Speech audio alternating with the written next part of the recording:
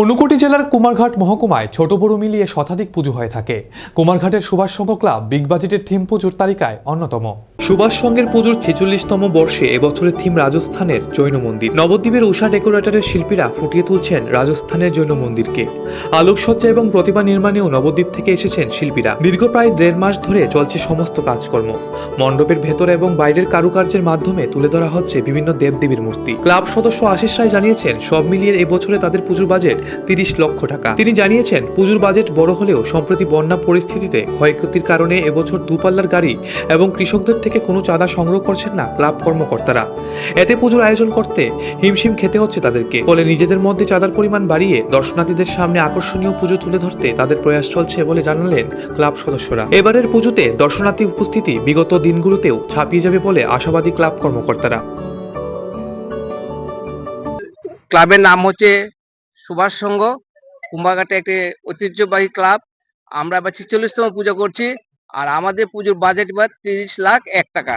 প্যান্ডেল তৈরি করছে আপনার নবদ্বীপের উষা ডেকোরেটর, মালিকের নাম হচ্ছে জগন্নাথ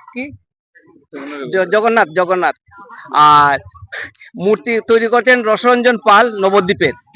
আর লাইটিং আমাদের আসছে নবদ্বীপ থেকেই রাজু ইলেকট্রিক্যাল। আজকে থেকে আর 1.5 মাস আগে থেকে আমাদের কাজ শুরু হয়েছে। আমাদের কাজ শেষের পথে 2-1 দিনের ভিতরে আমরা প্যান্ডেল হ্যান্ড ওভার পেয়ে যাব। পেয়ে গেলে আমরা ওপেন করে দেবো প্যান্ডেল। সম্ভবত 4র্থ দিন আমরা প্যান্ডেল ওপেন করে দেবো। এলাকার মানুষের মধ্যে প্রচন্ড উৎসাহ এবার। এই যে আমরা প্যান্ডেল তৈরি করছি রাজস্থানের জৈন মন্দির, এই প্যান্ডেলটার মধ্যে অনেক কিছু কাজ আছে, যে কাজগুলো আমাদের শিল্পী পুরোটাই তুলে ধরেছেন দেখার মতো। আর আমাদের পারিপার্শ্বিক যত জায়গা আছে, এদের মনু থেকে ধরে আমবাসা থেকে ধর্মনগর থেকে ধরে সবাই, মানে নর্থ, ঊনকোটি, ধলা, এমনকি আগরতলা থেকেও মানুষ এসে এখানেই দেখা যাচ্ছে আমাদের ক্লাব কিভাবে বানাচ্ছে। এটা মানুষের মধ্যে সারাটা খুব ভালো পড়েছে। চাঁদাটা সিংহভাগ আসছে আমাদের ক্লাব সদস্যদের কাছ থেকে।